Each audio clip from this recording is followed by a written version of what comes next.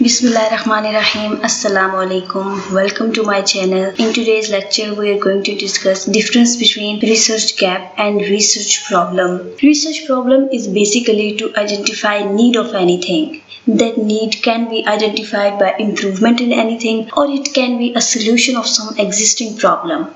A research problem should be clear, concise, and targeted. A well-defined and a structured research problem is the heart of the research project. Vague research problem is the weakest point in your research. When you are submitting your research proposal for a proposal presentation, the evaluators might ask what you are trying to investigate. You should be in the position of convincing your research problem to examiners. Let me explain you with example. I will share with you an example of safe driving habits in Sri Lanka. This is because some drivers consume liquor before driving. They don't know how to park. Even though a separate parking slot has been given, they used to throw trash out of the car window. Some do not obey driving rules, traffic lights, etc. Eventually, unsafe driving habits increased auto accidents. This is a very good example of a research puzzle. Having a puzzle, you can simply convert the scenario into a research problem. Solving this kind of puzzle will inevitably add value, and perhaps most notably it will provide a national importance as well.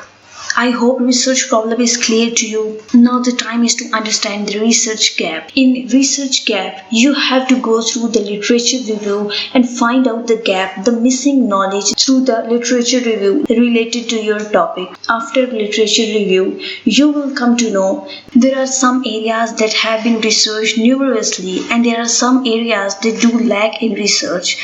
Further, you will come to know some scholars in referred journals, they offer hunches for story further. Those hunches will provide an intention to the researcher to formulate his research gap and research problem. This direct quote is such an example.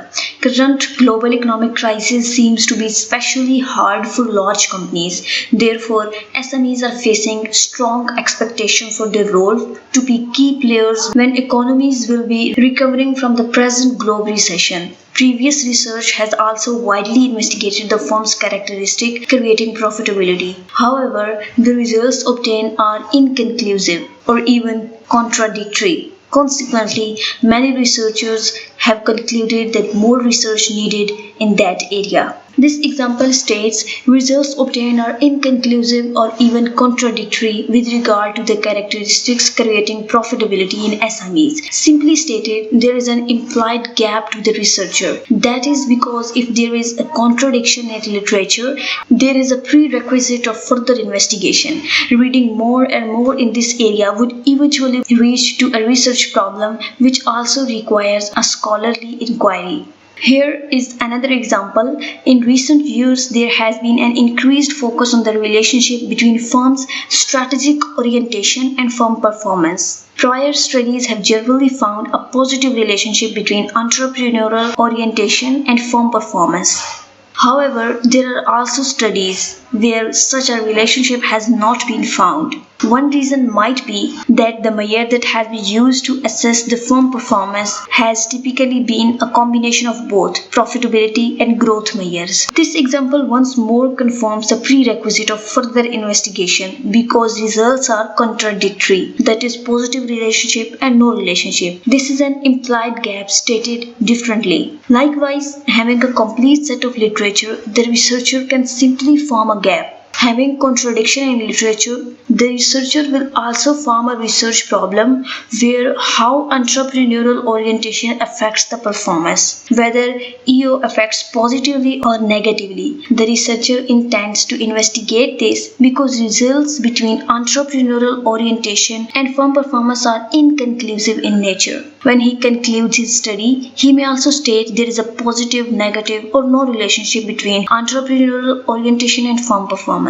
Whatever the results he gets, it adds new knowledge to the existing literature. In that state, the research gap fills. No scholarly inquiry is required. Having a positive, negative, or no relationship, a new theory can be built. So firstly, The researcher should have a practical problem and a contradiction in literature. Practical problem is more or less equal to the research puzzle I discussed before. The contradiction in literature is phenomena which needs a scholarly inquiry. When you step into a research, when you will go through the literature review, then you will find there are some areas that need improvement and the areas that do lack in research. In the end, I will conclude that the research problem is basically to identify the need of anything. It may be a solution of some existing problem. And what is a research gap? When the researcher have a practical problem, he has to go through the literature review. And in the literature review, when he finds the missing knowledge